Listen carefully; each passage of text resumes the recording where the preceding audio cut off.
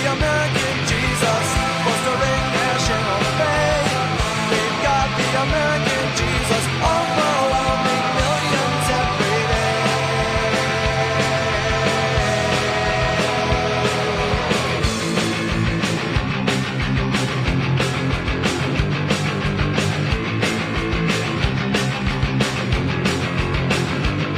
He's the farmer clearing fields, the footsie army wheels, expressions on the faces of the starting millions, the power of the plan, the fuel that drives the clan. He's the motive and the conscience of the murderer. He's a preacher on TV, the false sincerity, the formula that's written by the big computers and nuclear bombs, the kids with no moms, and a pitbull that he's inside me. Yeah, we've got the American Jesus, see him on the interstate. We've got the American Jesus, exercising his authority. We've got the American Jesus, fostering national faith. We've got the American Jesus, overwhelming millions every day. Yeah.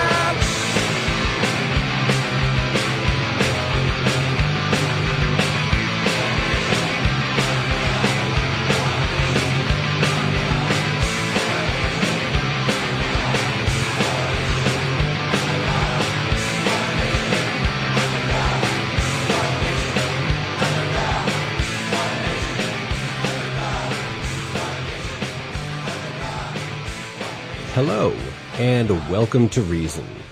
Today is Sunday, March 11th, and this episode is entitled, Just a Battle with a Balrog, No Big Deal.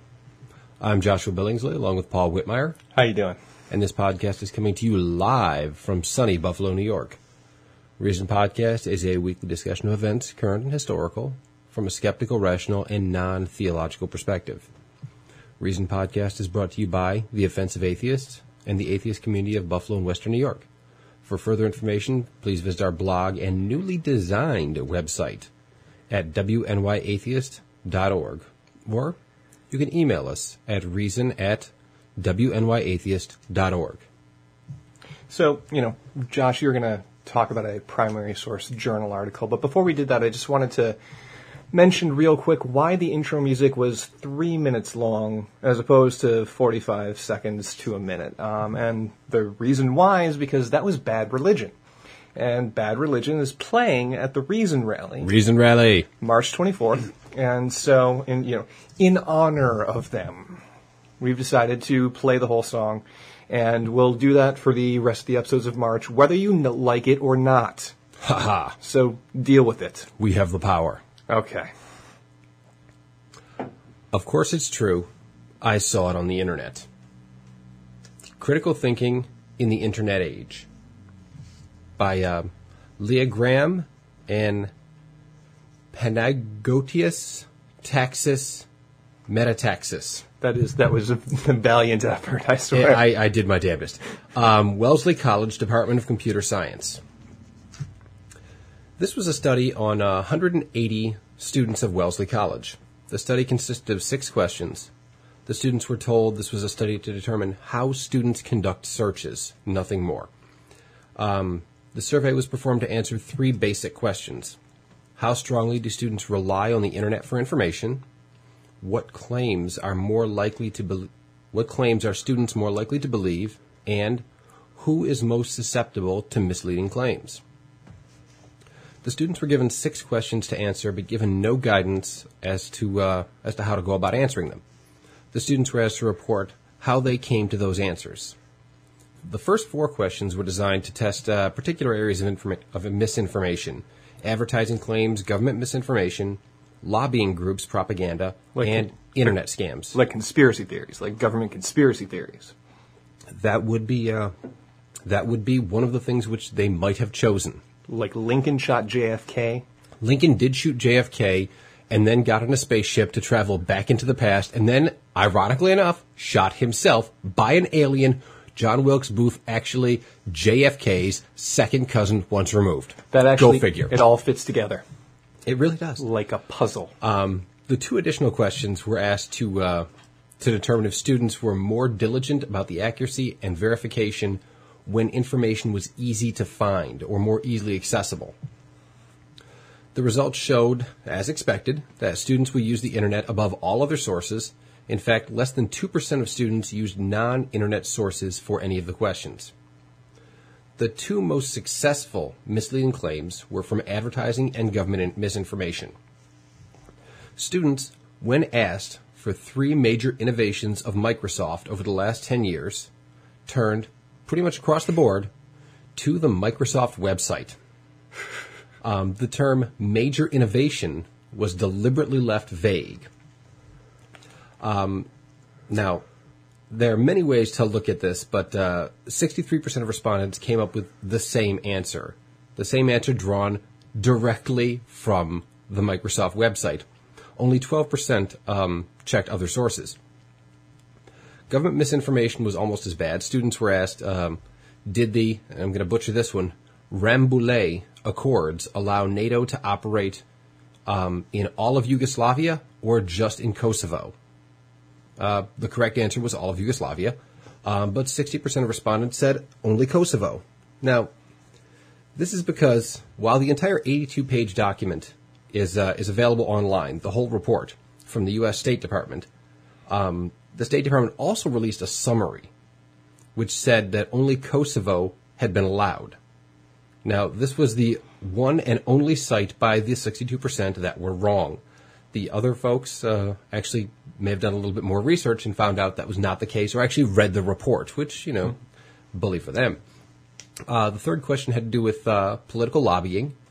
Students were asked to evaluate claims made by getoutrage.com. Now, this is a website that was working for the anti-smoking lobby in Massachusetts. Wellesley is in Massachusetts. GetOutrage.com says that tobacco was responsible for 30% of all deaths in the 35 to 65 age group. The question was, would you cite this information in a research paper? Okay. 48% of students said that they not only believed the statistic, but they would confidently cite it in their research papers. They did not look for corroborating evidence. 21% expressed a reluctance to use the statistic after checking with additional sources. Rightly so. Well, at least 21% did. I mean, all right, good for them. Well, this is the only place where the information was. The information was in one place. All you had to do was actually search for the information as opposed to going right to getoutrage.com. Mm-hmm. Just type in the information. And you would go any place else. Any place else you would get the wrong information or the other information. Yeah. Only 21% of people looked anywhere other than the website that was professing the information. Now, it was freely available at getoutrage.com and cited as though it were entirely accurate. But the actual site was from a projection from a decade earlier. The true number was closer to 20%, according to the actual statistics that they had. But the difference was never corrected by getoutrage.com, and the students, for the most part, never checked the Massachusetts Department of Health, who had the correct data, available to anybody, and available, by the way, also over the internet. Yeah.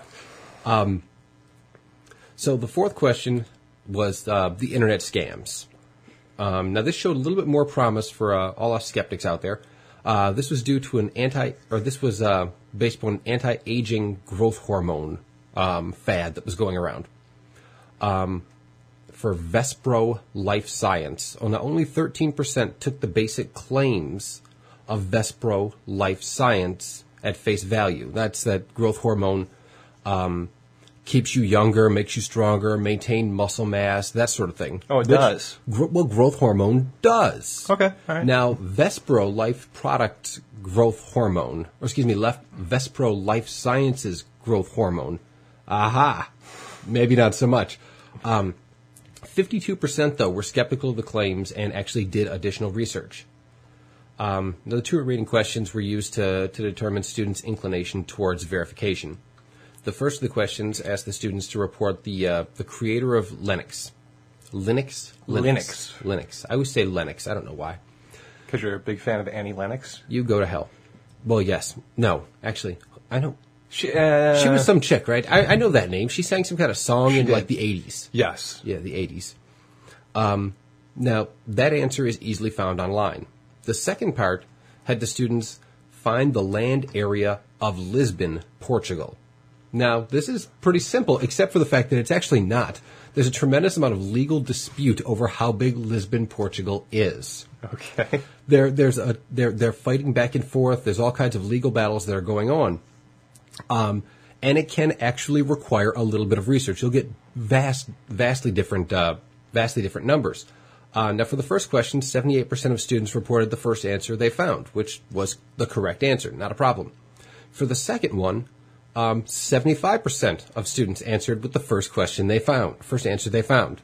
So virtually no difference whatsoever.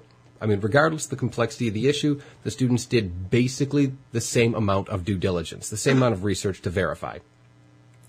Now, based upon the general information survey, which they did as well, who are you? Are you, a freshman, a junior? How long are you going? What are you going in different majors? That sort of thing.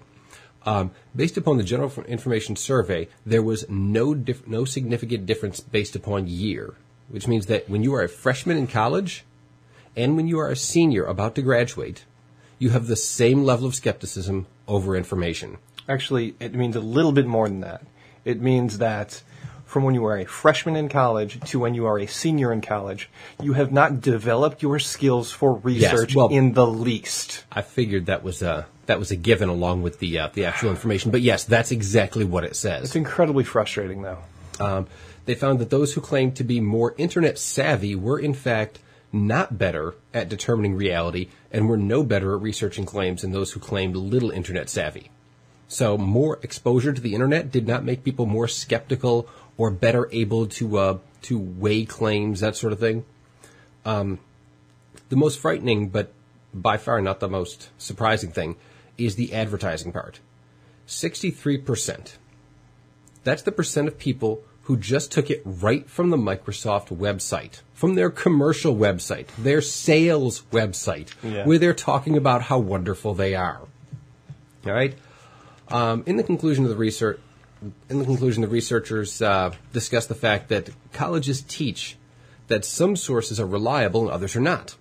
You have to have this kind of source. You have to cite it in this particular way. And that worked really well during the period when information was hard to get. Now we don't have that problem so much. There's a lot of information. You don't have to go to the library and find a book and use the card catalog and the Dewey Decimal System and track things. No, none of that. You just type a word into the internet and you get a million answers. Mm-hmm. What they suggest should be taught is critical thinking, to weed through the excesses of data and not certain approved lists of acceptable sources. Because when you teach people that there are approved lists, you're reinforcing basically the argument from authority. Yeah, exactly. You're reinforcing this, and they're saying that this is bad. This is a bad thing, and I can't really argue with them. They suggest that a teaching environment should be for preparing people for adulthood. And the conclusion of the article is that we have not been doing that, and the results have been very, very poor. Low skepticism, high gullibility, people believing, again, back to the name of the article, of course it's true, I saw it on the internet, which leads to any number of things that Paul and I have experienced over the years. Yes. People accepting outrageous claims for little or no reason just because someone wrote it down one time. Sedgway. Sedgway, yes, Sedgway. Sedgway, the Mr. Sedgway who made the Sedgway. Okay, so a little while ago I was reading about these water purification systems that the guy that invented the Segway had built, and their Coca-Cola's buying them. I was very interested, reading all about how it worked and, all that sort of thing. And I mentioned to Paul that the inventor of the Segway had done this. And Paul said to me, like I was stupid and all very blank and dull-faced, like it was a fact. He said, well, it's actually the Sedgway. The guy that invented it, his last name was Sedgway. And I went, what? And he looked and he busted out laughing because he was messing with me. But apparently, yes, go ahead. I'm sorry. I did not actually believe that it was. This is actually an old. Trying to describe the relationship. It's somebody I knew in my past.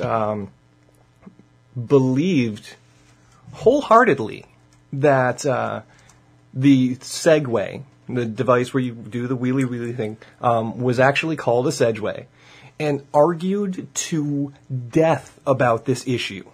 And she was older. She was a librarian, and librarian. She knew. And it was, Josh and I argue back and forth on this show all the time, as well as in, real life. Oh my goodness, 9/10 the hours that we are together, that's what we're doing. My greatest frustration was there was no argument. All I had was that's just wrong. This is the guy's name. I don't remember the guy's name. Dean Kamen. Dean Kamen is the guy's name. No, Sedgway. What do you do with that?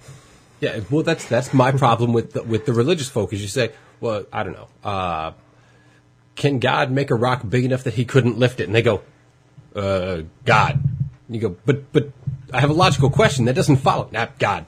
Yeah, no. You're not thinking. It doesn't make any sense. Yeah. But getting back to the paper for a second, I had a question.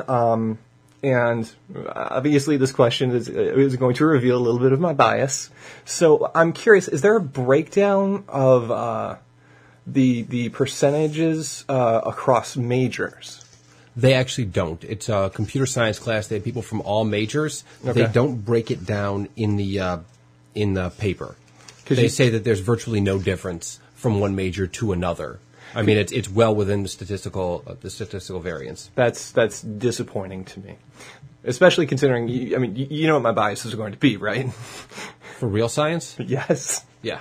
I would assume that people who are required to support their work with sites and evidence may have better skills at supporting their work. With sites and evidence. My big problem is that Wellesley is actually like a really good school. I mean, yeah. It would be Ivy League if it were co-ed. It's not co-ed. It's all girls, so they don't have a football team, so they're not part of the Ivy League. But aside from that, it's a really good school. And I mean, Hillary Clinton, first female Secretary of State, Madeleine Albright went there. I mean, they've got a little bit of a claim to fame there for being a fairly small Massachusetts academy.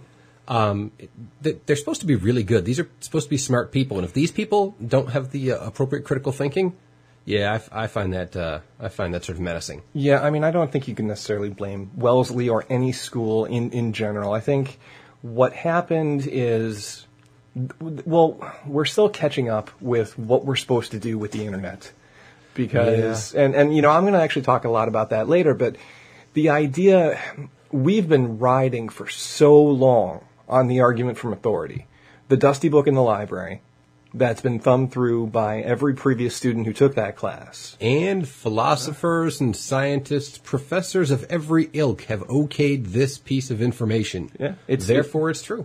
Yeah, and so now that that's not the case, we're still trying to figure that out, which is, something Josh and I have talked about a lot, which is this is exactly why we need to educate the younger students in the concept of critical thinking. Right. I mean, don't get me wrong. It's always been important at higher levels, and it's always been important in things like politics, where people are literally selling you all the time. Mm-hmm. But now it's important for every day, because everything you could possibly think, someone has written 4 different perspectives on it, and they all sound really compelling. Mm-hmm. Yeah. You need to find out, you need to argue, there's the coherence theory of truth, Does that actually mesh with the way the rest of reality works? Yes. Which is more or less the first thing you do when you're in science, is that you say, these particles move faster than light. That's probably not right. Doesn't matter what the math says. That disagrees with all the other stuff we know. Right, now, maybe if it's right, we were wrong on everything else, but that's pretty unlikely. We're going to be skeptical about that to begin with, and rightly so. Turns out, what was it, neutrinos? It was neutrinos, yeah. Neutrinos did not move faster than light. Or it's still... Actually, I haven't kept up on it in the past couple of weeks, but anyway.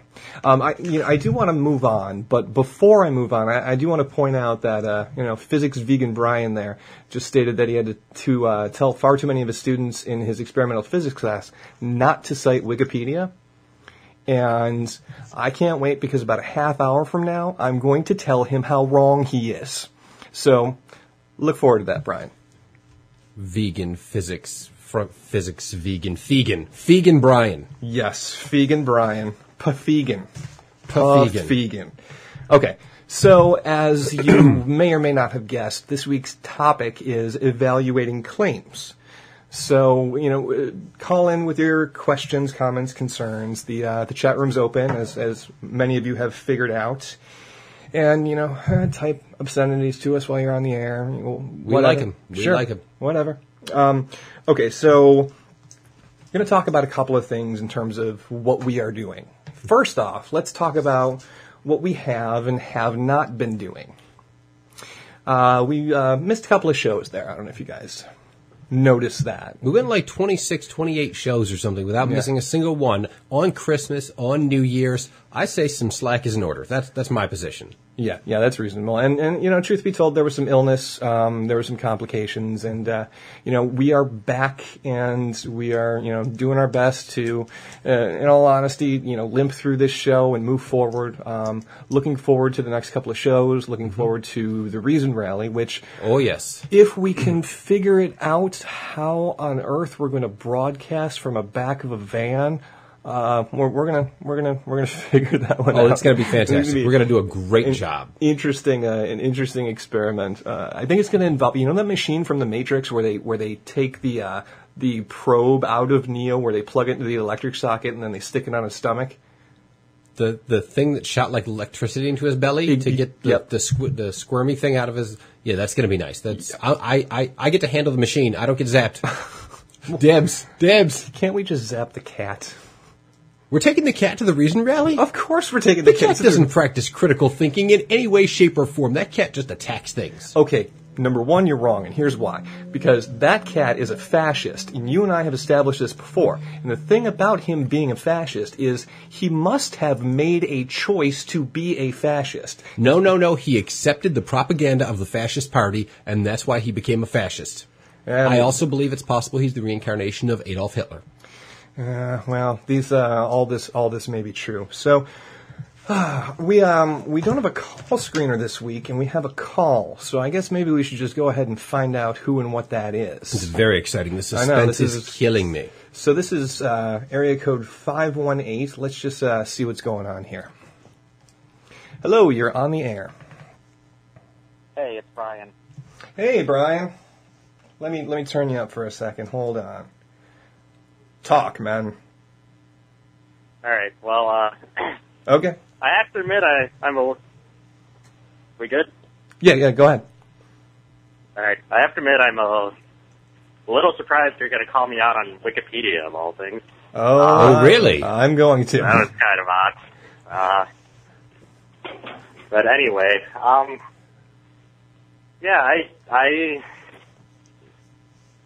I hate myself a little for giving anecdotal ideas here, but I've had a lot of experience with stuff like this. When you get into something like veganism, even as a scientist, okay, I find there's a lot of crap out there. Mm-hmm. And some of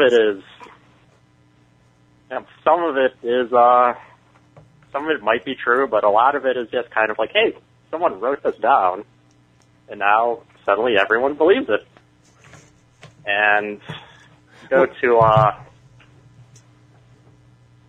well, sorry? Veganism, and a lot of your, I hesitate to use the word new age, because obviously veganism's been around for a long time, but a lot of the new ideas that have come up regarding, raw foods, whole foods, maybe you should take homeopathy, maybe Western medicine has, been incorrect for all of these years.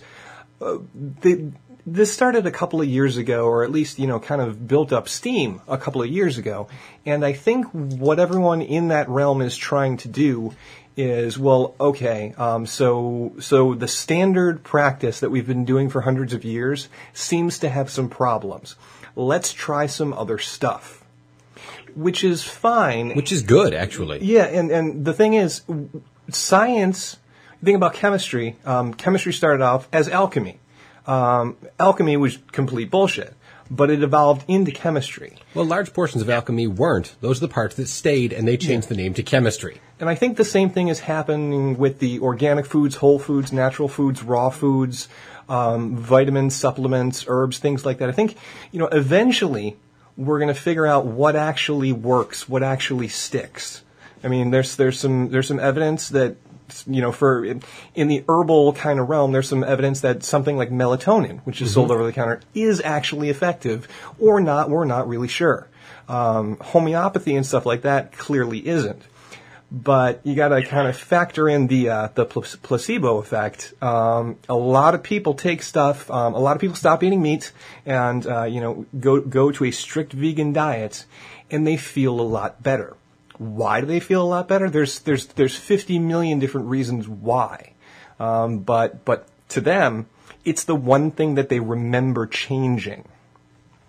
So I think, is it healthier to be in a vegan diet? That's something, you and I and Josh can argue about until the cows get slaughtered and we put them on the grill and eat them. But Or not. Or tofu burgers. But yeah, I mean, I think because it's so new. I don't just mean veganism. I think with all of these new ideas about health, we haven't yet filtered out the placebo stuff. We haven't filtered out the bullshit, basically. Well, that is definitely true. But there are a lot of things that do present themselves like pretty much like science. And I think if you ever delved into it, you would find a lot of stuff like that. It is kind of scary to me, though. And what I notice whenever I read one of these websites is that they don't actually cite anything. Right, which is what a normal. A lot of quote unquote normal people aren't gonna really catch that, which I think is one of the big problems with a lot of things like that. Well, that's the big problem is that anyone can just write anything. Well, until you teach critical thinking to people, you can basically say anything you want, and if you word it, you throw in a couple technical terms, you make it sound really scientific, because now science is the new religion. All you have to do is make it sound scientific, and people will believe you. I mean, we go back to when we watch What the Bleep Do We Know? They threw a lot of science-y sounding terms out there. Okay, first off, we don't watch What the Bleep Do We Know? We almost got through 20 minutes of What the Bleep Do We Know? So, I call that a win. 20 minutes. I'm going to call it closer to 12. It was over 10. It was less than 20. That's what I'm agreeing to. All right. That's a compromise. We'll get to. How long is that so-called movie again? I would say over an hour. I would assume. Don't know how much more. I'm sure there's more after what we got through. So, but more basketballs. Brian, the point you bring up about the lack of citation in a lot of the vegan websites or the health food websites is pretty much exactly the point I'm going to get to about Wikipedia and how I'm going to prove you wrong. So that's go ahead. I almost feel bad bringing up my what I want to say now before you get a chance to argue it, but go ahead. I always viewed the basically grading and teaching in that class as teaching kids how to write a scientific paper. Mm-hmm. I cannot imagine any reputable journal article ever citing Wikipedia. You'd actually be surprised there have been a few. Citation. Sorry? You'd be surprised. There have actually been quite a few, and they're getting more and more popular. The biggest thing about Wikipedia is that you can actually, when reading it, you can actually pretty easily tell the level of expertise, even in a field you're completely unfamiliar with, by how it is written. And generally speaking, the more technical it is, the more technical the speak is. The biggest problem people have with Wikipedia is generally that they're not answering the question. It's usually somebody just spouting how smart they are. They just sit there and spew intelligent-sounding stuff on the topic to sound smart because they are, and they have no one to prove it to and no one to get accolade from. Because, you read something on particle physics, itsy-bitsy stuff. Yeah, a moron? Well, hell, I'm familiar. I could not write a paper, even for Wikipedia, that sounded particularly intelligent on the subject. I could throw out some stuff that was probably right, but I couldn't sound like an expert. And that's, in my opinion, one of the biggest things you need in something like that is when you read it, does it sound like it was written by an expert? Is there a level of specificity? And only at that point, once you've given it, you've given it a nod, do you look down at the bottom of the sites and don't just verify that there are, in fact, sites? It's really just a question of how much work are you doing as a reader? And, I mean, there's some basic stuff. You can look at something two-dimensionally and say, that's wrong. I don't know how it's wrong, but I know that's a Okay, so at the risk of ruining, which basically what you're doing, Brian, I will blame you for this, like I blame you for everything. You're ruining my big presentation at the end. Yeah. That's what you're doing. But the point is, ultimately, right. Hang on, I don't disagree with you. You should never cite Wikipedia, and the point I'm going to get to in my talk about doing research is that doesn't necessarily mean that Wikipedia cannot be a starting point for your research. It should just never be the ending point for your research. But we'll get there. Okay. So in the end, I think you'll probably wind up agreeing with me, unless you agree with Conservapedia, but that's a whole other thing. So. Well, I'm not quite that insane. I think. At least you know where you are on the gauge. All right, Brian. Does that answer your question? I had a question. Sure. Yeah. Well, you had a question, you had a comment. We talked about a couple of things, so we're going to probably move on to talk about some news now. Apparently, Obama has a cross-dressing nanny, so we'll get there. Yeah, listen in, and feel free to call back after my little discussion on Wikipedia, and we'll see what happens then. All right. I'll talk to you soon, man. Thanks, guys. Good. Bye. Okay. Now, Moving where are on. we? There's one thing I wanted to add regarding things we're doing before we move on to current events. Last week, Josh and I, last show, Josh and I, we listened to a couple of different YouTube videos and had some things to say about that. And we're going to continue to do so. We weren't able to this week. Like we mentioned, we're kind of, hobbling on crutches back into the fold doing this. But we're in the future, we're going to be doing this again. And one of the things that we were thinking is go ahead and email any links to any YouTube videos that you want to reason@wnyatheist.org. Anything that you think would be worthy of us playing on the air and having a little chat about. Anything you think that's compelling is even better. The better the argument, the more we'd like to take it on.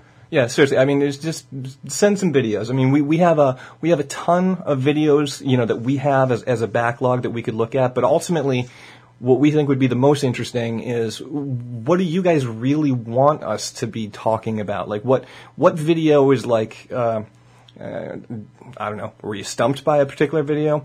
And it can be anything you want. It doesn't have to be regarding atheism or anything like that. It can even be Insane Clown Posse. You want to send me this stupid video about magnets, then we can go from there.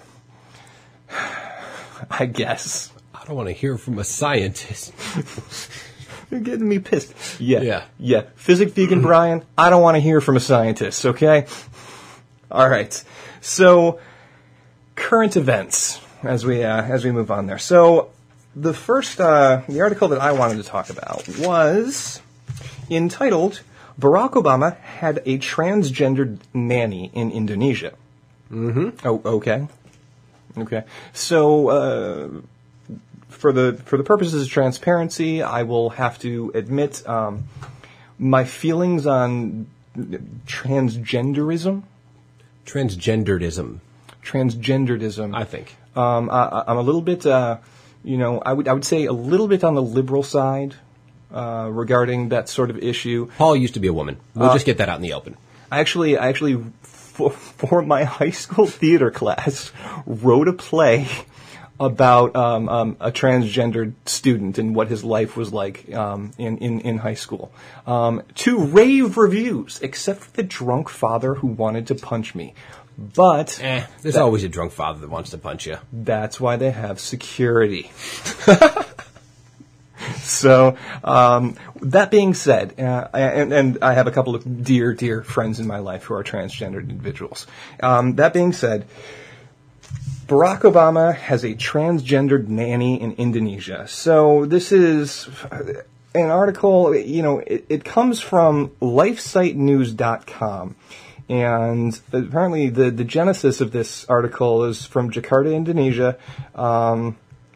There's really no evidence cited here whatsoever. It just starts off as a young child in Indonesia. Barack Obama's nanny was a transgender, quote, woman, quote, who walked around his home in female clothing and let the future president see him trying on lipstick. In 1969, Evie, who was born a man with the name Turdy, if my name was my name was Turdy, yeah, I'd maybe I wouldn't change my gender, but I'd change something. Yeah, so for 2 years, Turdy watched, quote, Barry, as Obama was called, and his younger half-sister Maya Soetoro at their home in Jakarta's mentoring neighborhood. Now, here's the first thing that I find a little bit suspicious. I have very little evidence to back this up, but I thought that Barack Obama changed his name to Barry when he went to college. That actually, I believe, is what he said. He started going by Barry because Barack was all ethnic and weird. Right, and it would not be ethnic and weird in Indonesia. Nope. So that in and of itself, it's just a little suspicious. Just raises a little bit of a flag there. I don't know. Maybe he did go by Barry. Maybe his mother called him Barry. Yeah, entirely possible. It's a nickname. It's a shortened version of Barack, Barry. So I mean, this just goes on and on about basically just character assassination of this Evie person who wore lipstick, wore dresses, town made fun of the person, and blah blah blah. And we get to the kind of the issue with this whole thing is there's a quote from Americans for Truth President Peter LaBarbera, who told LifeSiteNews.com. LifeSiteNews.com is where this article's genesis is from. So I in the purposes of especially doing this show about evidence and research and so on and so forth, I decided to take a look at who Americans for Truth are. Truthfully? Yeah, I used the intranet. I searched for Americans for Truth, and apparently there is no such organization called Americans for Truth. There is, however, an organization called Americans for Truth about homosexuality. Any relation? Any connection? Well, their president is Peter LaBarbera, the man who is quoted right here. Now, let me read you the mission statement of Americans for Truth about homosexuality. Their mission statement is that we are a national organization devoted exclusively to exposing and countering the homosexual activist agenda. So, the homosexual activist agenda. And the final quote by this Peter LaBarbera is trying to discover who the real Obama is like peeling an onion. The more you peel away, the more bizarre it is. Onions are more bizarre. No, I hate onions. I hate them with a passion, but they're equally bizarre on the outside as the inside, I would say. For some reason, the thing it gets more and more bizarre as you get in. So, last quote. Now we know there is yet another person with an aberrant, disordered lifestyle in young Barack Obama's life. We knew about Frank Marshall Davis before, he said, who was a communist and a perverted man. A communist and a perverted man. Yeah. Okay, so I think, all of you are welcome to go out and read the article, but even if you don't, I think Josh and I are going to talk about the extraordinary claims and the amount of evidence that's required. I do not think it's an extraordinary claim to say that this is perhaps maybe a little bit of a smear piece. Well, it's clearly biased. A little biased. And whenever you're evaluating claims, whenever you read something you say, wow, this is really biased. Doesn't mean it's factually incorrect, but those facts may even be twisted if they are accurate. You know, bias is the first, let's call it hallmark of skepticism. It's first thing, it draws the attention. You see bias and you go, this person has obviously got an agenda. So even if they are completely accurate in their facts, their interpretation and the combination of facts they choose to look at, yeah, boy, I don't know. And, you know, from my perspective, there is a part of me that said, if it is true that Barack Obama had a transgendered nanny, I say good.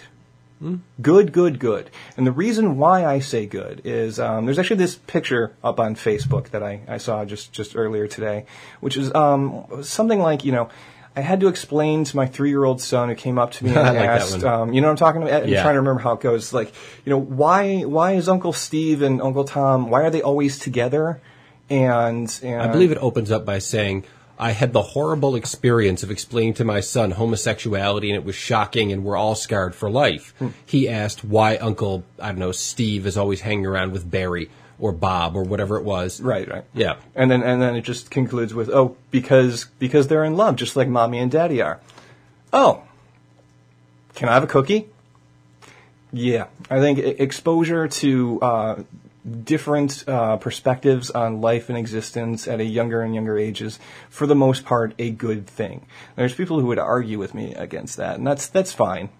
They would lose under most circumstances, depending on, you know, the weather, I guess. But I think if it is true, okay, and if it's not true, then really it's like the weirdest kind of made-up smear campaign lie.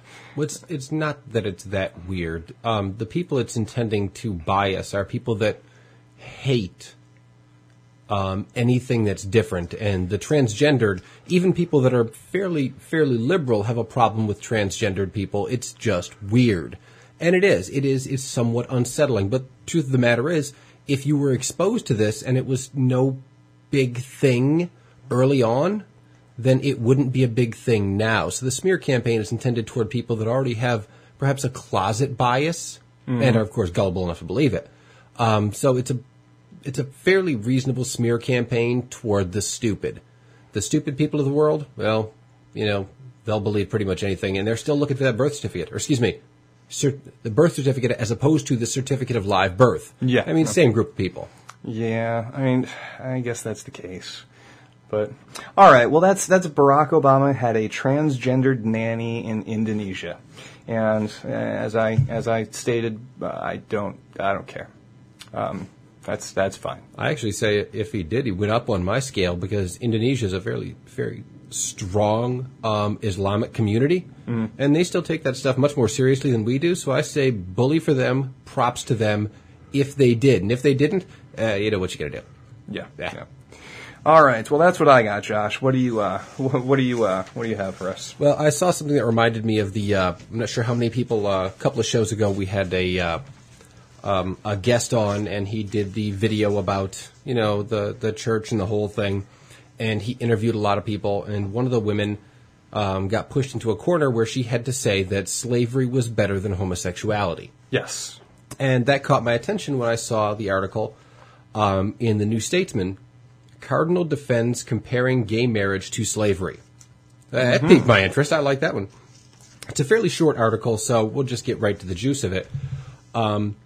He says that basically allowing homosexuality, but not mandating it for everyone, because mandated homosexuality, that wouldn't work out.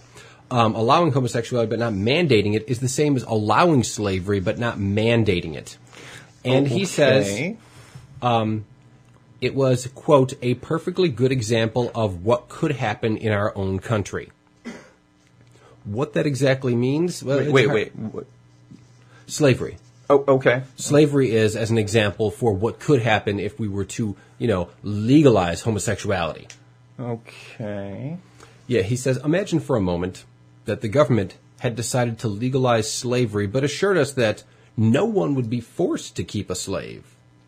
Would such a worthless assurance calm our fury? Would they justify dismantling a fundamental human right? Or would they simply amount to weasel words masking a great wrong? Now, I see where he's going, but the problem is the vast majority of Americans don't believe homosexuality is evil. And even a majority of them don't even think it's really wrong. Yeah. So there's when it comes to slavery, the vast majority of people think it's evil. It seems to be the case, And yes. a wild majority of them think it's pretty gosh darn wrong. Yeah.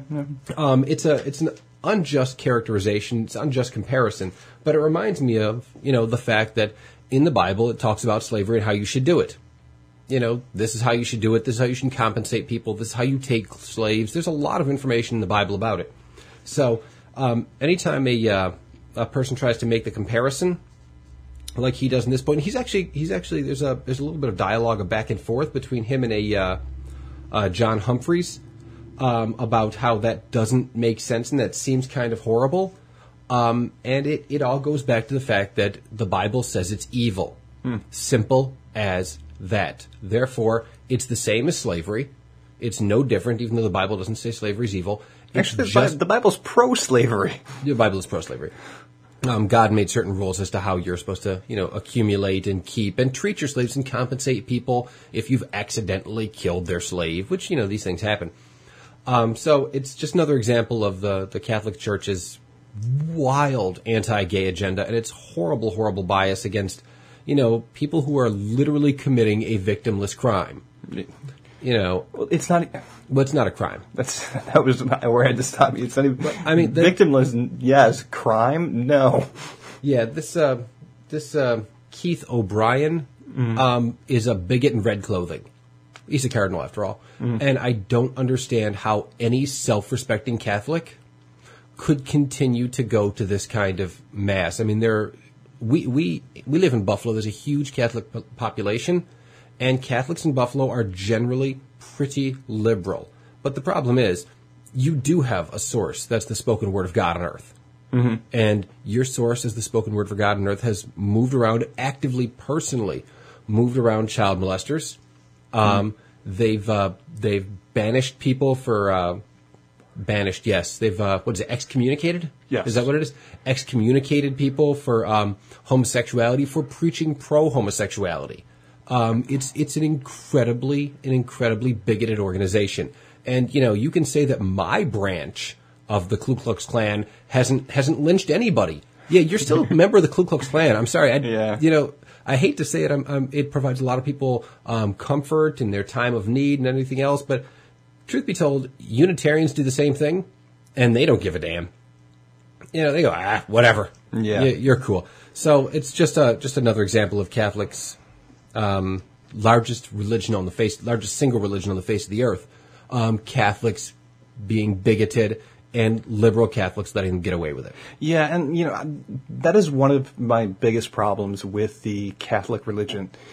There are these official positions. And there is a very, very small percentage of the population of Catholics who adhere rigorously to these official positions. Yeah. And 90% of Catholics really don't give a shit. 90% of Catholics in the industrialized first world, that is. Yeah. In other parts of the world, they still burn witches. They still beat gay people to death. I mean, in the name of, Christos and all that.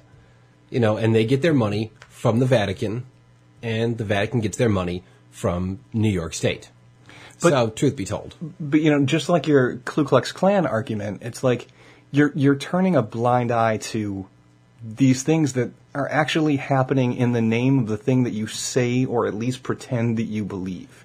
And really, come on, wake up. Seriously, don't... The idea that you can just go to church on Sunday in Western New York, you can go to your Catholic church, and none of that stuff's really going on there. And so it's not really any big deal to you. Mm-hmm.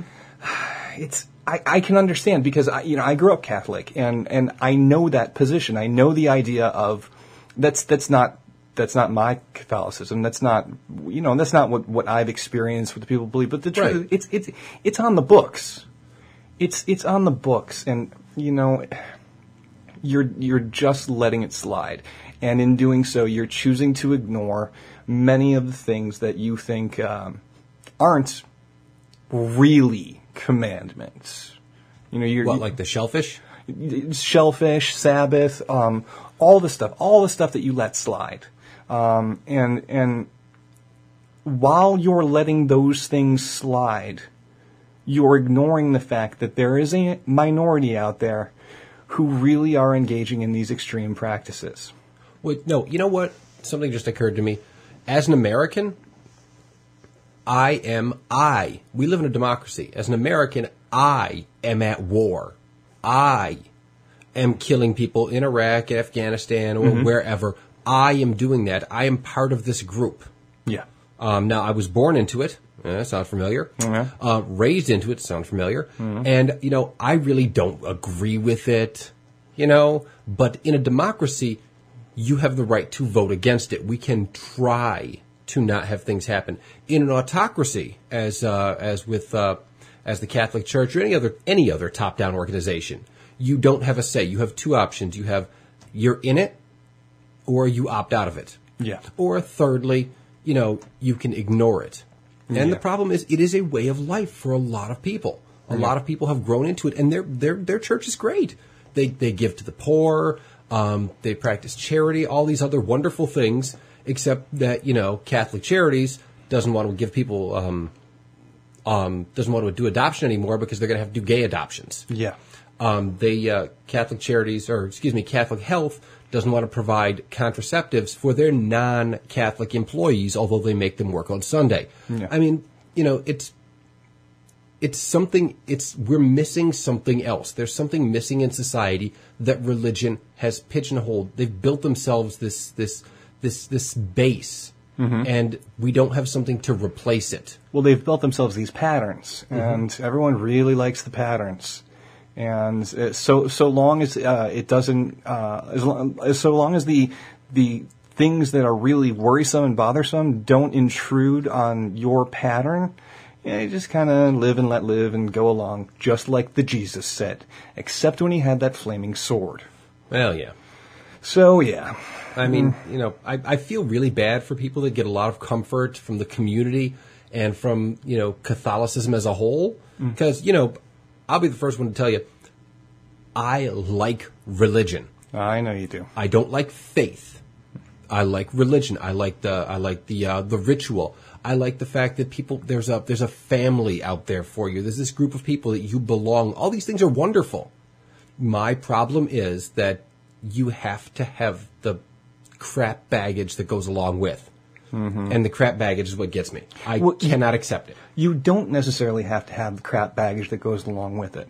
Because, you know, even though we are in our, you know, infant stages of doing so, the sort of communities that are forming here in Buffalo and in Tulsa, Oklahoma, in Austin, and all of these different atheist communities or secular communities. I'm about to say secular because they're not necessarily atheist communities. Right. I mean, but point is, the idea, all these things that you get with ritual, with community, with, you know, just human interaction, these things which wound up bringing people to religion in the first place, we are doing our best to create an analog to that. Alternatives. Where you can get the thing that ultimately is what you were there for in the first place.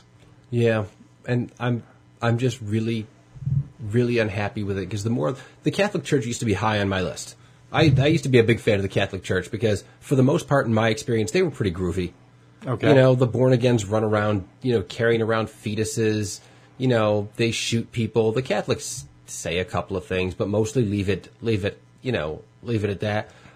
Recently, they've made a lot of activity, and you know, they got a lot of bad press from the priest molestations and other such things. I mean, that's something that's really, really begun to grate on me recently because they're not changing. No. I mean. You watch Bill Maher's Religulous, and the one religious person with any sense is a priest in Vatican City. Oh, that guy's great. Yeah, and he's like, and nobody really kind of believes that-ish, mostly, you know. We have an astronomy section, and we have all this stuff, because, you know, we like that. And that spoke to me, and I was like, Catholics, you know, they're all right. Recently, though, I've seen a lot of stuff, and I'm sorry, it's, I feel like the kids in the 60s that are going, why did we invade Vietnam? We're just killing people. Yeah. That doesn't seem right. We need to stop doing that. And it's one of the few wars we lost because people stopped and said, we don't want to do that. We're not doing that anymore. And the ruling power said, sorry, we're going to go a different direction then. Yeah. We're much more stealthy about our killing of civilians. Well, It's the lie. Everybody likes the lie. yeah. But, that got off on a tangent. Well, we haven't had a show for 2 weeks. We have a lot to say. Yeah. Ah, well. All right, speaking of a lot to say. Oh, yeah, recently. I had a great time recently. I went to a Dollar Tree, Dollar General, Dollar something or other. That, by the way, was called a Segway. Yeah, that was pretty badass. I like It's that. not even called a Sedgeway. That was a Segway. No, that was a Sedgway invented by Carlton Sedgway, Yeah. the first man to put two disparate ideas together in a pithy sort of way. Yeah. Yes. So I went to a Dollar Tree, Dollar General, Dollar something, and I found on the shelf a tract, Jesus Saves and Heals. That's, it's one small piece of paper. It's got a lot of little writing on it. And it occurs to me, these people don't have any idea, no belief, no comprehension that I could have heard the good news and not believe it. This Jesus came to set you free. Jesus came to forgive your sins. Jesus came to heal your sickness and diseases. Oh, well, this must be fantastic. I didn't know all of this. I was raised in a country with like 85% of the population being Christian, or at least professing Christianity. I could not even imagine there's this Jesus Christ is some sort of Mexican has come to grant us freedom from our sins and all these things. I guess my biggest problem, and we did a show on this recently about atheists and popular culture, and one of the things I didn't get a chance to touch on enough was the idea that atheists are atheists because they don't get it. Mm-hmm. The problem with that is that we do get it. You believe in a sky wizard, an invisible sky wizard that answers all your questions. And the thing about that is, once your questions are answered, you stop asking questions. Faith is the antithesis of reason. So I'm looking through this tract, and it's yellow paper with red writing, and it's all very nice. It's all very interesting, and none of this is new. In fact, very little of this is taken from the Bible. It's mostly just an unnamed person saying, I apologize. It's the Pilgrim Tract Society that's saying this, and they're asking for money as well. It's just offensive and shocking to me that the more time goes on and the more polls go out there and show that atheists actually have a better knowledge of the Bible than Christians, that they believe that just telling us the good news will change our position. Not constructing an argument, not proving their point, just telling us the good news is enough to change us, to shape us, and to bring us about to their Christian lifestyle. I find it offensive. I find it stupid. I find it deliberately misled and actively blind. It's deliberate stupidity, and it's one of the things that bothers me. But yeah, so anybody that's interested, Jesus saves and heals. And if you hadn't heard that good news, you have now on Reason Podcast. Yeah. So hopefully we have made our entire listening audience now fall in line with John 3:16, which, by the way, check that one out too. It's the complete summation of the whole thing. God loved one so much that he sent his only begotten Son to die for you. Yes, indeed. Is it on there actually? No, I'm actually just checking. No, we've got some. We've got Acts. We've got John 1:9. Oh wow. Matthew, Hebrews. Nope. No 3:16. Yeah, I remember when I was a kid, watching football games on TV as they would pan across the fans. Inevitably, somebody would be holding up a sign that said John 3:16. And I was raised Catholic, and for the life of me, I couldn't figure out what the hell they were doing. And so I went and I looked up the Bible passage, and yep, apparently it is the total and succinct version of the entire. You don't need all four Gospels. It's just right there, the whole story. Jesus came, he died for you, he rose, is good. That's it. Okay. Well, kind of switching gears here, we're going to get a little bit away from God for a few moments, and just moving on to science you may never have heard of. So this week I'm going to be talking about evaluating claims, a general discussion of the reliability of evidence. And we'll see how well this goes. So, as a high school and college science educator for better part of a decade, I've read a fair number of research papers. And as Brian, who called in earlier, can attest to, that can sometimes be an incredibly painful experience. Reading papers by students of various age levels can be it can be a little torturous. It can be a little rough. These papers written by our best and brightest, our hope for the future. Oh, it's just it can be every once in a while there's a gem in there, but kind of hard picking. So the pain there's actually two reasons for the difficulty of reading the students' papers. The first is simply bad writing. Well, yeah. Poor structure, no thesis, no clear presentation of an idea, stuff like that. But the other reason that reading research papers can be so arduous is the representation, or more accurately, misrepresentation of the facts. Okay, what I mean by that is, stating a fact,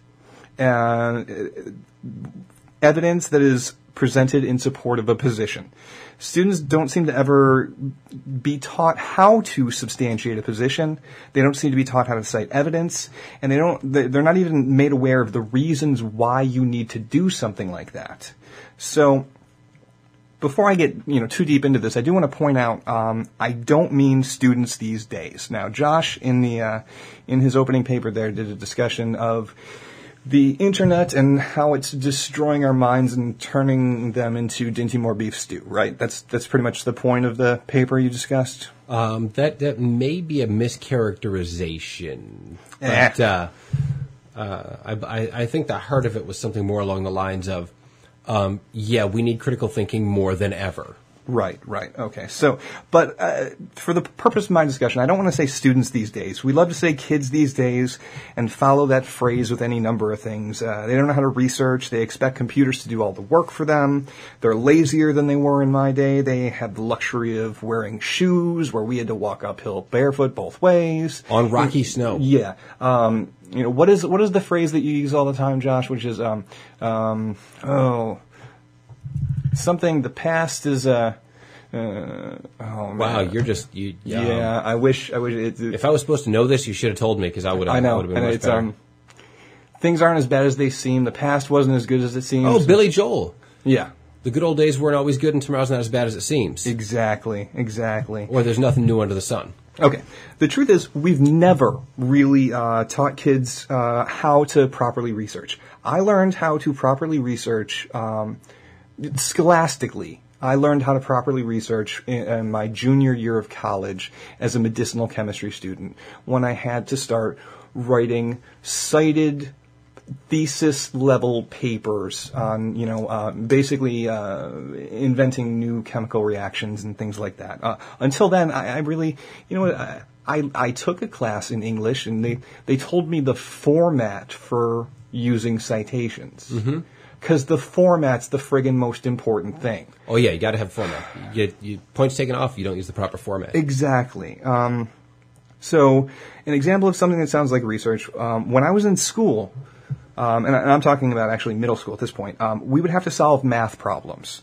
In some of those problems, a proof was assigned.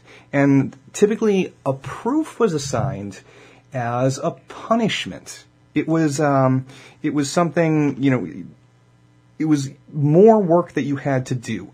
It was, you could do the problem, and if you really didn't, they would maybe make you do a proof for one problem or two problems or something like that. Well, a proof is nothing more than, an example of using evidence in order to prove or substantiate the conclusion. Okay? So, and that's, for example, that's one thing that we back away from. Math, they don't want to make kids do the proofs because it's harder. Well, it's not just harder, it's proving that you know what you're talking about. You can guess and say C.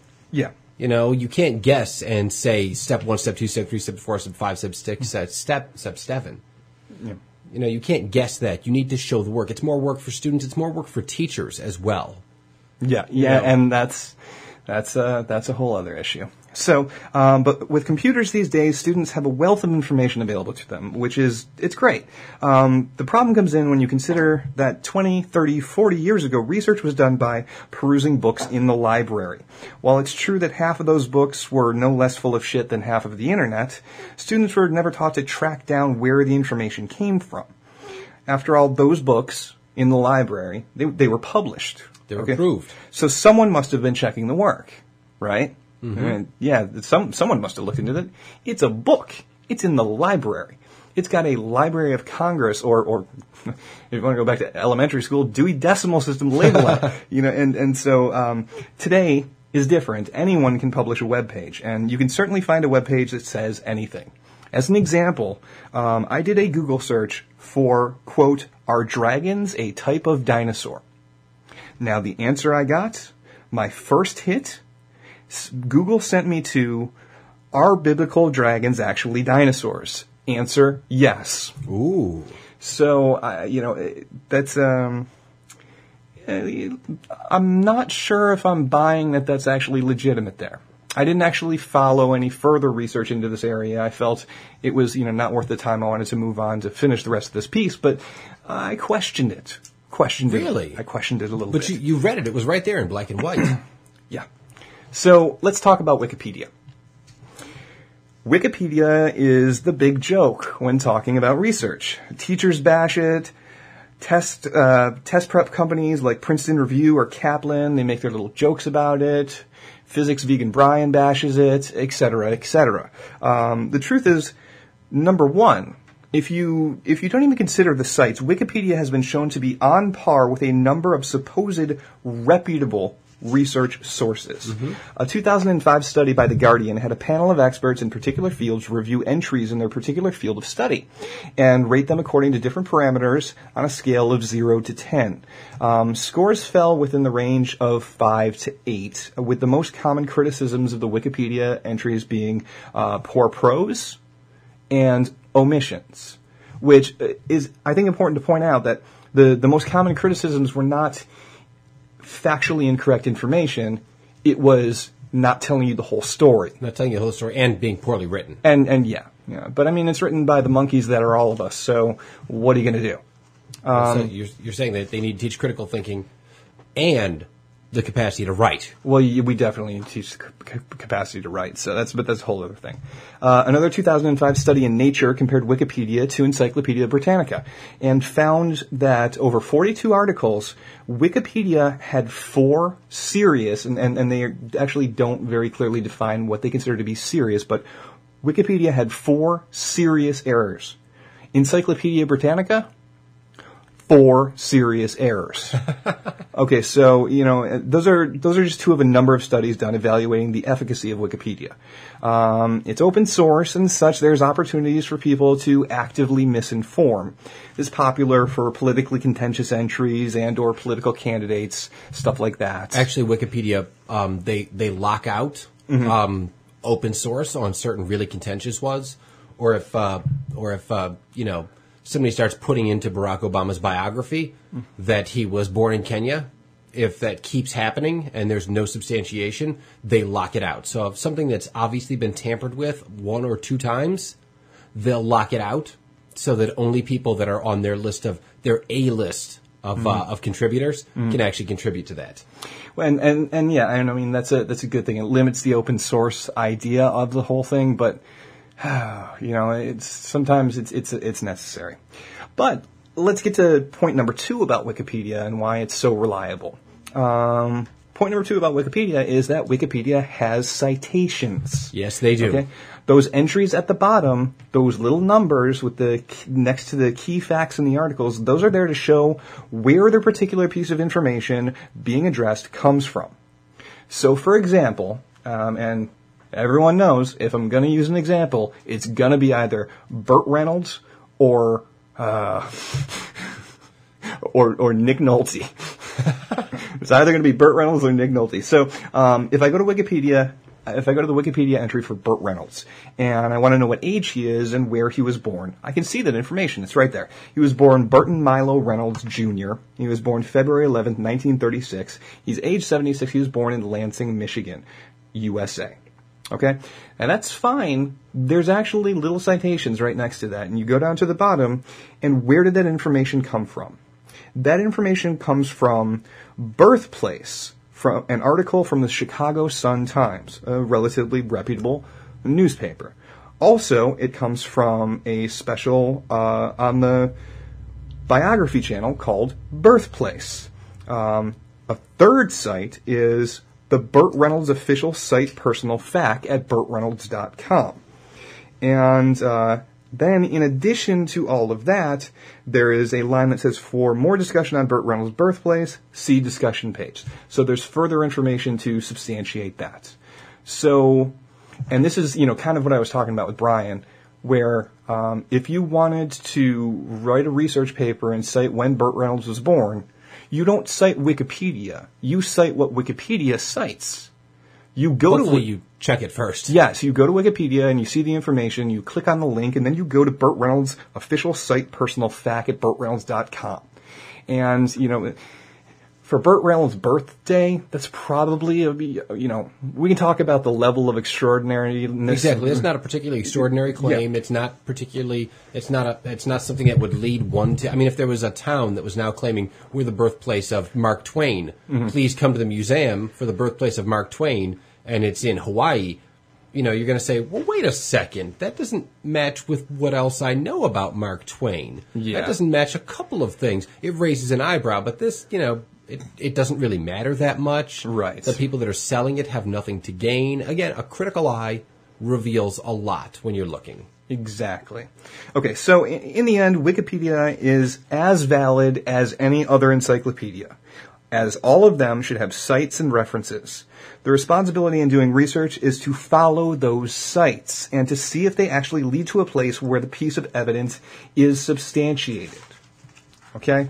So this idea that Wikipedia is not legitimate, or that the New York Times, for example, it's an argument from authority. It's exactly what you were talking about in the paper in the beginning. We over the past, centuries, we've been taught that there's these particular tomes of expertise, and we need to, Merriam-Webster, end all be all. Yep, that's all there is. Is it? What about dictionary.com? Now, I know for myself, I go to Merriam-Webster and not dictionary.com, and that's because I'm not perfect either. I still have that bias in my head. Merriam-Webster's better. I use the Urban Dictionary, and I get much more interesting definitions. I imagine you would. So, but nothing should be considered reliable if you cannot follow a trail of cites and evidence back to the origin of the information.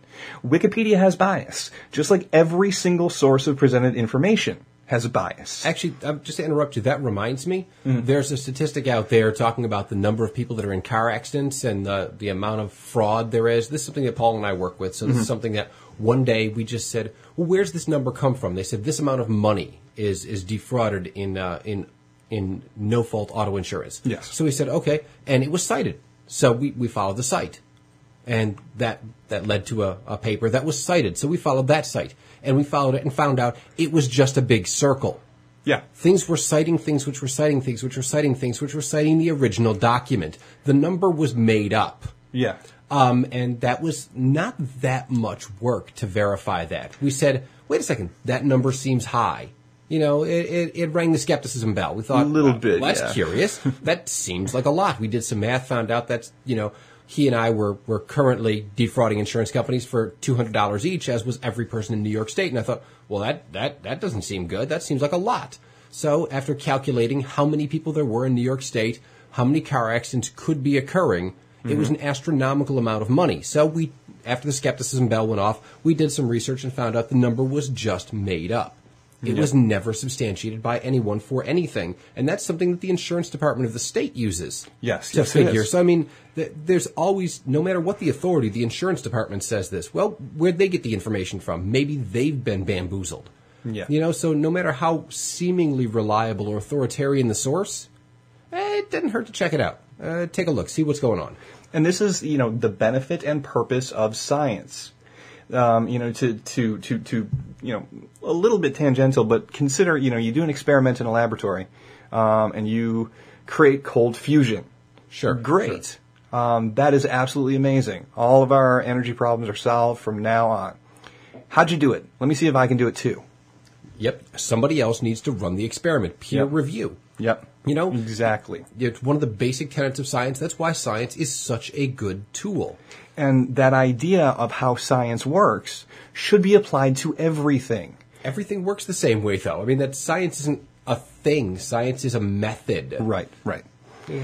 So anyway, the trick in performing the actual research the factual research is to see through this bias that exists in everything, and only pay attention to the actual information that is presented.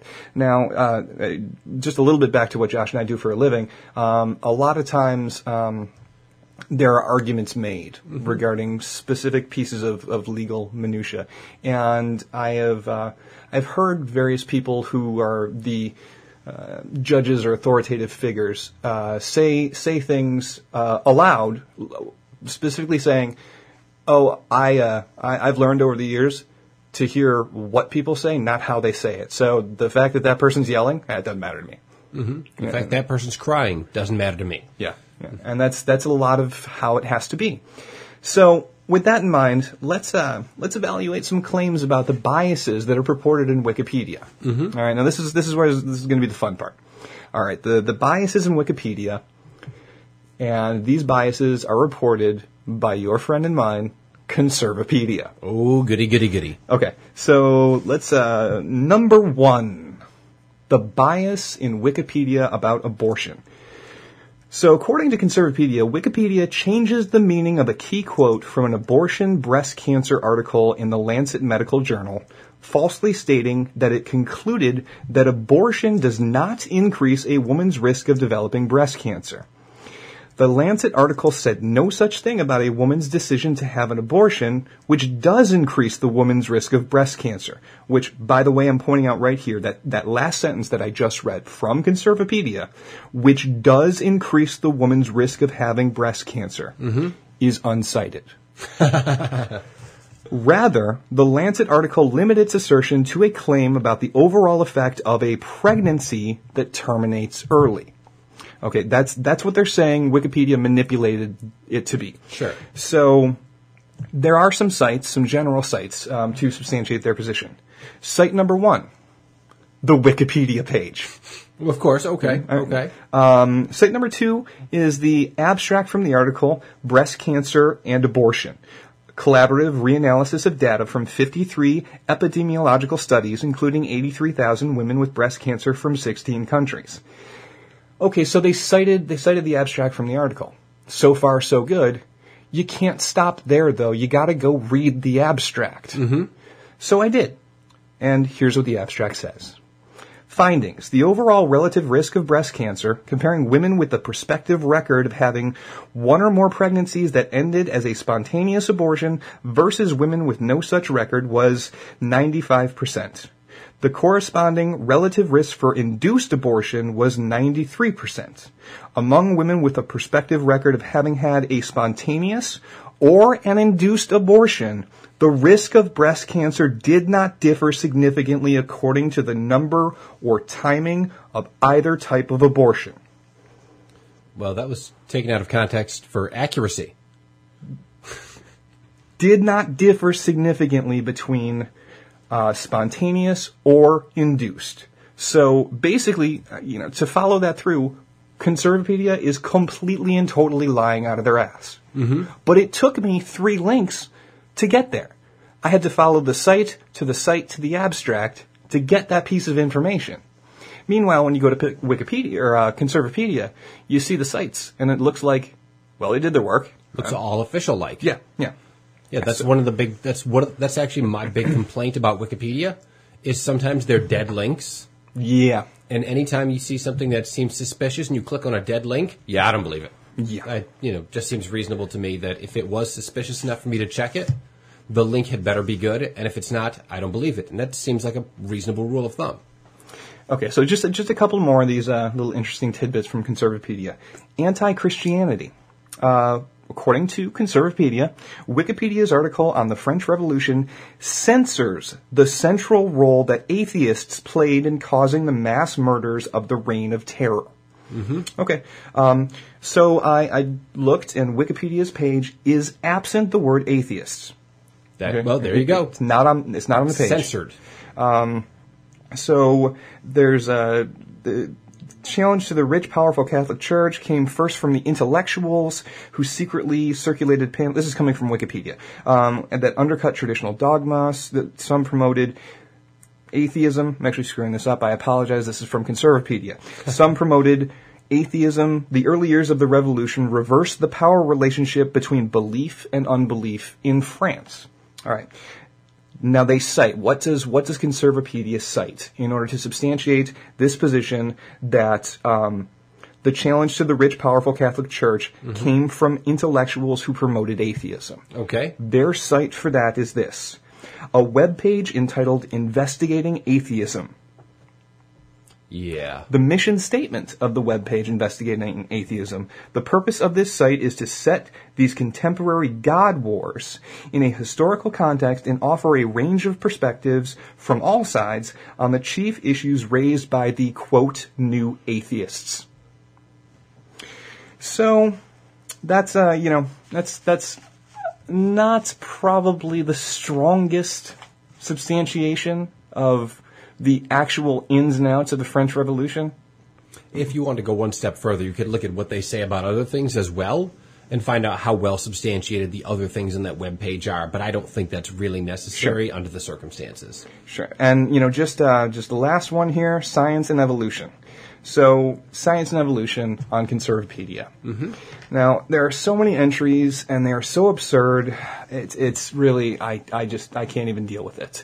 I tried to, because, that's ultimately the big issue is Conservapedia is, against the science. Mm-hmm. So, and specifically evolution. So, I'll highlight one. Their criticism of Wikipedia is Wikipedia's entry on the intelligent design court decision in Dover, something Josh and I have talked about quite a bit. Mm-hmm. Wikipedia's entry on the intelligent design court decision in Dover distorts and omits the key facts. The key facts that, number one, the judge awarded over $2 million in attorney's fees to the ACLU side, not $1 million, as is purported by Wikipedia. Okay. Number two, the judge copied over 90% of his opinion from the ACLU's briefs. And number three, his opinion relied heavily on another decision that was subsequently reversed on appeal. Okay? I'm sure they have sites for this stuff, right? Of course. Yeah. What have they got? Conservapedia has no citations. None. Except for a reference to Wikipedia's page. So the only thing that they're citing is the thing that they're saying is wrong, and all the evidence that it's wrong is completely unsubstantiated. Yes. Okay. Yes. And so, in the end, the idea that Wikipedia is a reliable source, or that Conservapedia isn't, for that matter, is absurd. There are things on there are things on Conservapedia that are true. There are things on Wikipedia that are false. All facts need to be verified. Mm-hmm. You need to do the work. You need to do that next step. You need to follow through. And the tricky part is, how much do you need to follow through? And that is the best example that I can come up with is you have to consider the extraordinariness of the claim. Right. So, for an example, I've known you for a while, Josh. I know your predilection towards animals. Mm-hmm. I know your living situation. I know a whole bunch of things about you. So if you called me up one day and you said, I went to the pound and got a dog, I probably would not ask for, blood and tissue. I'd probably believe you. I'd fairly believe you that Josh probably got a dog. Right. It makes sense. It's not out of the realm of possibility. It's not an absurd or an extraordinary claim. So, my research probably ends there, and I can kind of hold on to, because remember, we're not religious nuts. There's no truth. There's only, the best information we have at the time. The best information I have at that time is I will hold on to the fact that you probably have a dog until I'm proven otherwise. Right. However, if you instead called me up and said you were abducted by aliens, I am not immediately going to say, until I'm proven otherwise, I'm going to believe Josh that he is abducted by aliens. Well, you've seen dogs. Yes. You know they exist. Yeah. You know I like dogs. Yeah. Yeah. So, have you seen Aliens? I've seen the movie. Oh, yes, Sigourney Weaver. Yeah. You've seen the movie. You haven't seen aliens in real life, and you, No. generally speaking, don't accept that they abduct people because there's no evidence for it. Yeah. So my claim requires a little bit more proving. That's reasonable. Yeah, and so this is true for everything. If like Josh was mentioning about skepticism and talking about the claim for the amount of car insurance fraud that there is in New York State. When bells go off in your head, when something doesn't seem right, just check it out. Do the research. Now that's we're talking about two different things here. On one hand, we're talking about what you should be doing as a generally skeptical person. Mm-hmm. On the other hand, when we're talking about writing an actual scholarly research paper, well, then you got to do the work. You would find out whether or not I had a dog, or whether or not Burt Reynolds was born in, I don't know, Baton Rouge, Louisiana, wherever the hell he was born. Sure. You would verify that fact. Yeah. You wouldn't just go, that sounds good enough to me. Yeah. Because that's what it is on a day-to-day basis, common stuff. But when it comes down to saying for a fact this is true in some sort of supportable way, you need to have supports yourself. Simple as that. Yeah, and that's the case. And you're talking about two different worlds. You're talking about the world of academia, and you're talking about the world of just being a generally skeptical and aware person of your existence. But either way, don't necessarily just stop, because when you have a question, what is lightning? Mm-hmm. And you stop thinking about it, where you stop, whatever you want to call it, until you find out the answer, is God. And that's my problem. My problem is I can't explain thunder. Must be God. Must be God. And that's true for everything. And I think that theists, the religious folk, I think they stop. I think they just stop. I no longer have the ability to understand why children die and lightning occurs and the whole thing. So I have to put my faith that there are answers out there that I can't understand. Well, you can understand every answer that's out there. You just have to put in the work. You may die trying. You may spend the rest of your life like Einstein trying to put together the grand unified theory. But Einstein didn't give up and say, must have been God. Einstein kept going and tried to put together the grand unified theory. There are a great many things where you need to just stop and not bother. But don't stop with a tentative answer. Stop with a question mark. I don't know why there's lightning. Do you think it's God? No, I said I don't know why there's lightning. That's a very good point. Yes. I don't have an answer for this question, and I have to go to work tomorrow, so I'm just going to stop looking at this question. I'm not going to accept a crappy answer, which is what people do. People like answers. They accept a crappy answer, and that's that.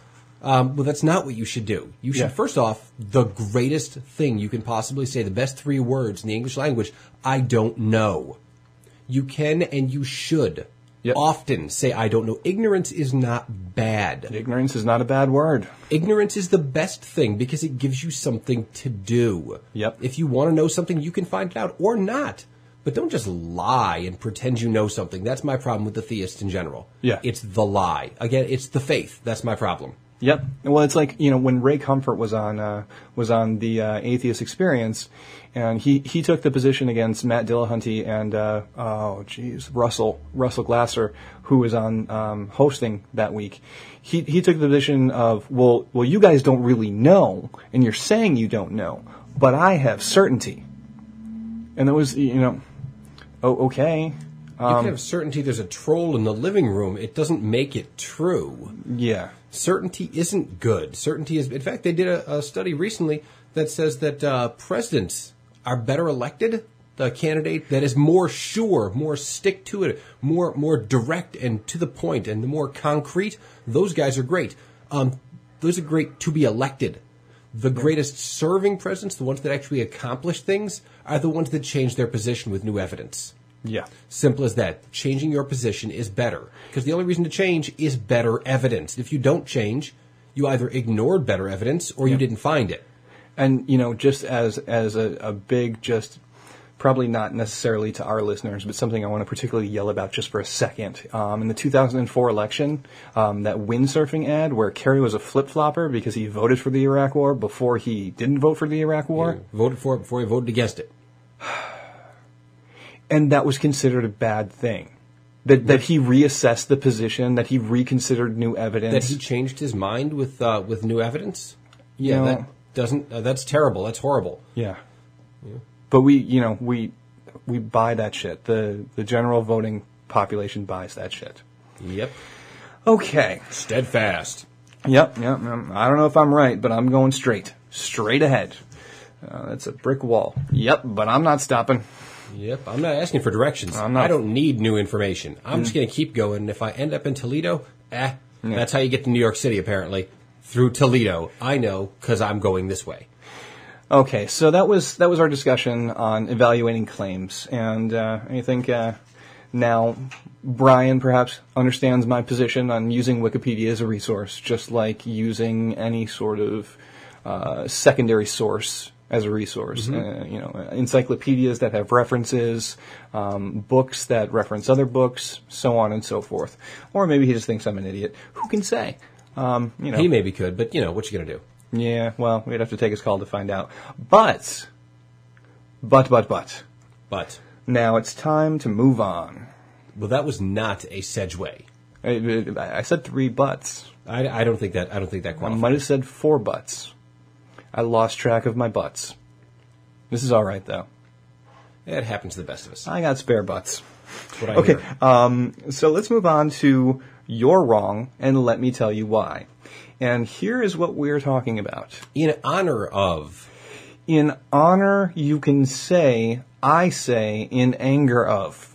Well, now, I'm not giving away my position. I'm not saying that we've flipped the coin already. Who knows where it's going to land? The question this week is, or the statement this week, rather, is daylight savings time is a good thing.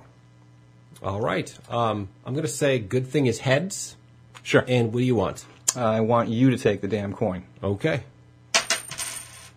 And it's heads. So you get to argue that daylight savings time is a good thing. I do.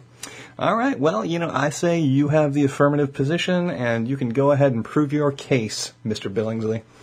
In an effort to conserve electricity by keeping people awake during the lighted hours of the day, saving money, conserving fossil fuels, and any number of other things, they have decided that it's best that noon be around when the sun is at its apex. Okay. This has saved us untold money since it was instituted. It's economically, it's socially, considering that daylight hours, people are more active to be outside, interacting with their community and their neighbors, allowing us to live in a social environment. Daylight savings time has allowed any number of wonderful things for the last few decades since it was instituted after World War II. By the way, instituted originally as a way of saving fossil fuels for the war effort. They used to call it wartime. Or That's wartime. Incorrect, but sure. No, it's actually not incorrect. Actually, all right. I'm not gonna. I don't have the reference in front of me. I'm about to say, I can find the reference. It's incorrect. It was instituted in 1956 by that guy.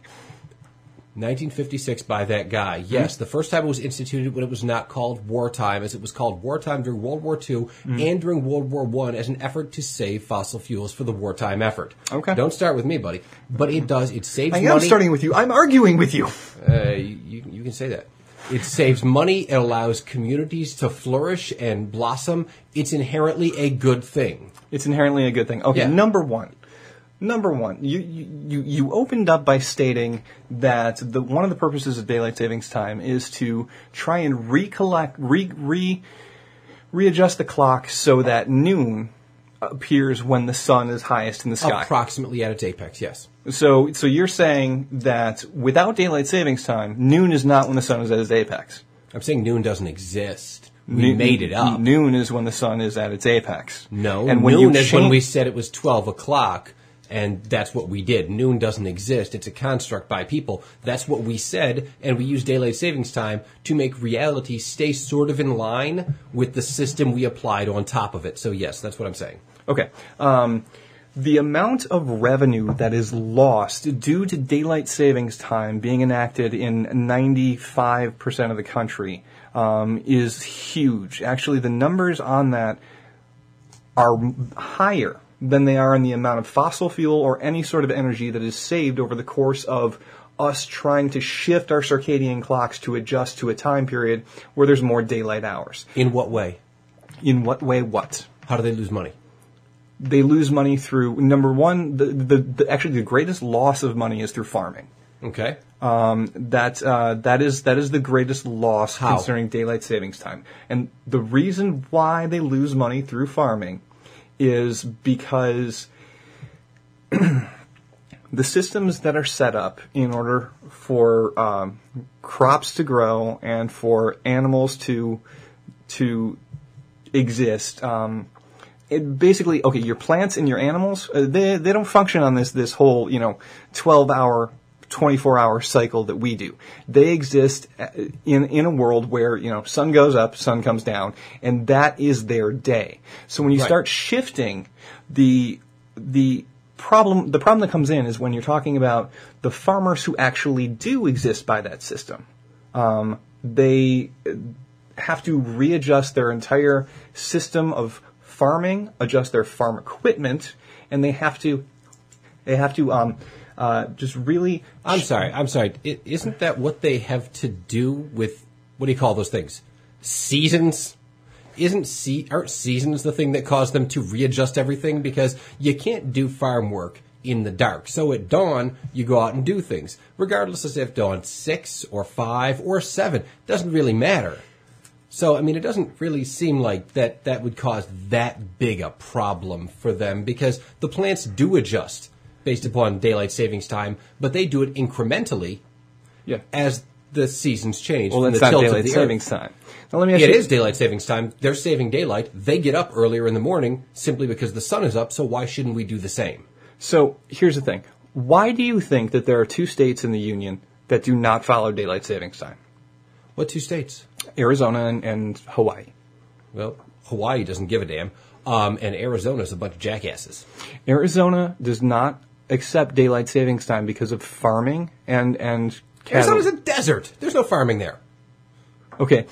Remember, I lived in Arizona for like 7 years. Remember, I've never been to Arizona and know surprisingly little about it. Yeah. It's a desert. Huge agriculture in Arizona.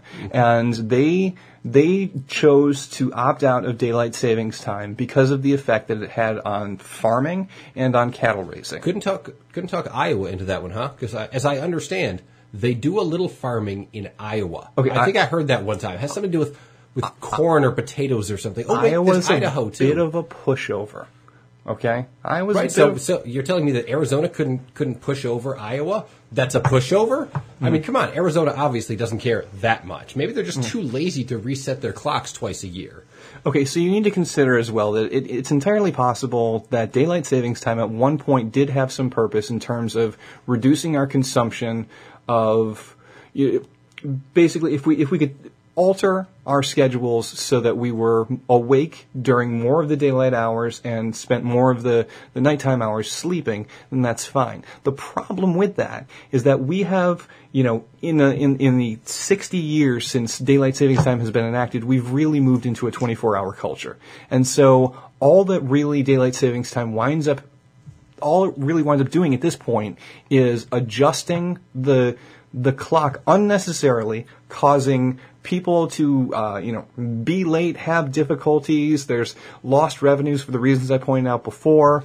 Yet it doesn't have anything to do with an actual saving of the resources when we now exist in a 24-hour culture. I will say that this, as the worst day of the year, because everyone has to get up an hour earlier does make daylight savings time seem bad. Yeah. But remember, when it was put in, you slept an hour more. So while you lose an hour today, you gain an hour. Everybody's up. They're much more active, much more productive the other part of the year. So it seems to me what you're losing, you're gaining. I don't think you're really fully considering the amount of revenue that's lost in just these 2 days of year, 2 days of the year.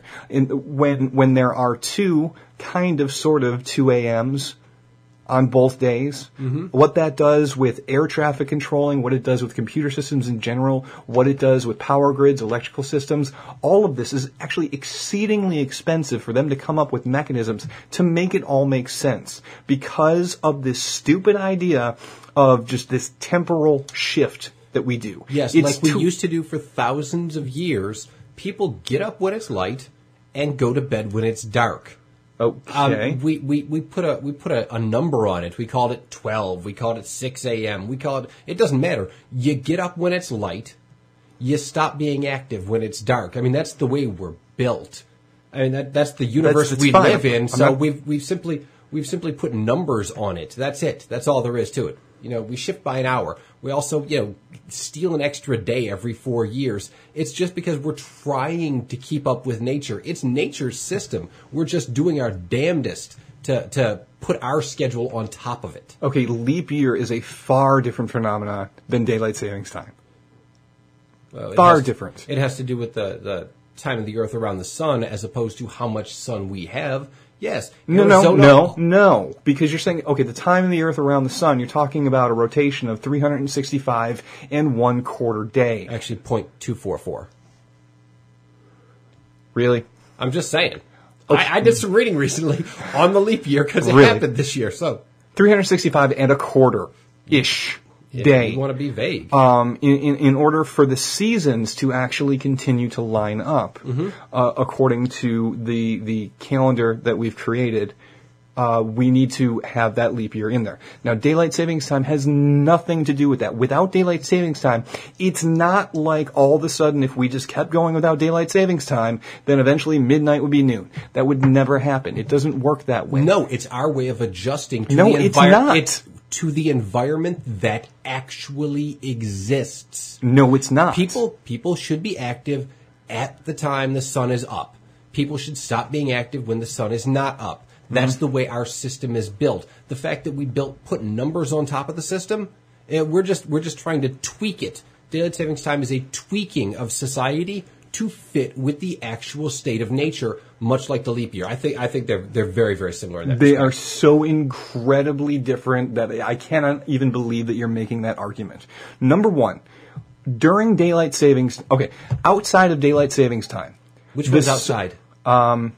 Are we in daylight savings time or out of daylight savings time now? I never know. Because it's like 6 months now, so if it's 6 months on, 6 months off, which one's right? I don't know. No friggin' clue. I don't think anybody knows. Either way, outside of the alteration, let's call the alteration daylight savings time. Outside of that alteration, the sun is at its apogee at noon. Inside of daylight savings time, the sun is at its apogee at a time that is not noon. The sun is only at its apogee at noon, like a couple of days out of the year. No, that's actually completely incorrect. You're talking about you're talking about two different apogees. You're talking about your apogee is as high as it possibly gets during the entire season. What I'm talking about is as high as it gets during the entire day. The highest. It actually often isn't at noon.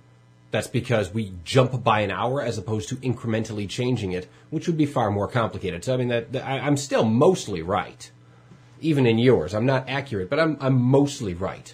The sun is closer to its apogee at noon outside of daylight savings time than it is inside of daylight savings time. The fact that we broke it down into hours as opposed to, smaller fragments, means that, maybe it's not it's within that hour. Okay? It's not within that hour when you were inside daylight savings time. So you are not considering the actual system the entire clock was based on. Okay, I'm going to say yes, it is. Okay. I mean, this this is not an argument for rhetoric here. I mean, we're drifting off into an area of accuracy, and I'm going to say I'm right, you're going to say you're right, and we're going to be done with that. It's going to be like a high school debate, which is, show me your sources. Where'd you get your information? And that's we just spiraled down into a bad scene if you sound like a high school debate. Well, I suppose it's a fitting debate for this particular show. Okay, So. we want to know what you think. So send us an email at reason@wnyatheist.com, and I will tell you this much: wish I would have done a little bit of research on daylight savings time. Yeah, I don't know. It's always confused the hell out of me. It doesn't make any sense. It annoys me because of today. It annoys me because, at least it was on a Sunday this year. It's always on a Sunday. Is it? Yeah, it's always Saturday night. Oh. Wow, I know so much more about daylight savings time than you. Yeah, see? It's always on Saturday night. They do it so that you don't get screwed up the next day for work. That's the idea. And that's what I was concerned about. Getting screwed up the next day from work. That's okay. We'll all be screwed up tomorrow. Yeah, that's fine. It'll be fine. I'm always screwed up anyway, so I guess it doesn't matter. Yeah, ultimately, is daylight savings time a good thing?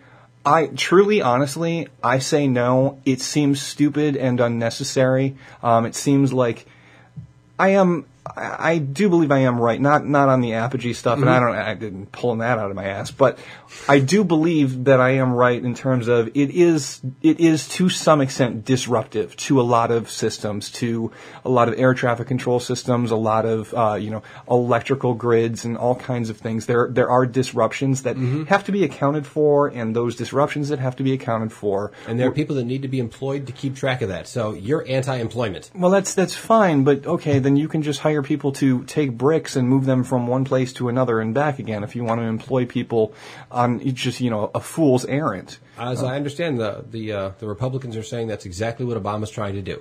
Well, I think it is. I think he's trying to get people to move bricks to Kenya. To build a mosque. To build a mosque. Yeah. So, that's our discussion on daylight savings time. And I mean, what do you think? Do you think it's a good thing? I'm used to it. Yeah. I'm going to say yes because I'm used to it, but to be perfectly honest, I honestly don't have the facts, the figures to support it. I like daylight savings time simply because, one day out of the year you get a free hour to sleep, and I like sleep. It just seems a little absurd. Like, wait, what are we doing now? Well, I mean, back to the argument, to be perfectly honest, we do get screwed up with dawn and dusk because they do move. Yeah. And a mechanism to have society adjust to that seems reasonable. Is this the best one? Yeah, I don't know. It seems like there ought to be something to adjust society to that. Maybe because, we've now further south you get, the more sun there is. Mm-hmm. Well, how useful is that? How useful is daylight savings time, even if it is useful, in Arizona? In fact, I think that's the reason why they don't have it. I think they don't care. It's Oh, I know. I actually remember why. Because it will, during the period where you get more sunlight, Arizona's way too friggin' sunny.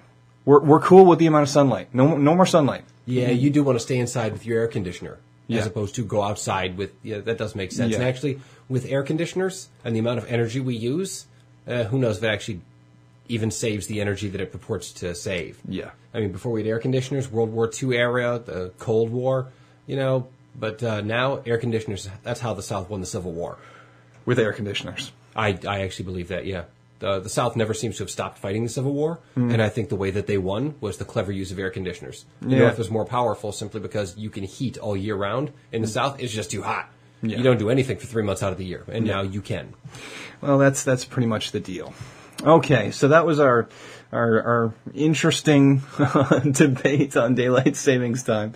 So I will fully admit, not my strongest outing. You've been a little under the weather. So, but what are you going to do? Okay, so you got a quote for us this week, Josh? Yes, indeed. All a right. quote from Isaiah 45:7. Ooh, quoting the Bible, are you? Yes, indeed. King James Version. I form the light and create darkness. I make peace and create war. I, the Lord, do all these things. So, it seems to me a little bit of civil unrest. Yeah, there's a lawsuit. I'm going after the Vatican. But that's my theme for today. Let me paraphrase that quote just for a second.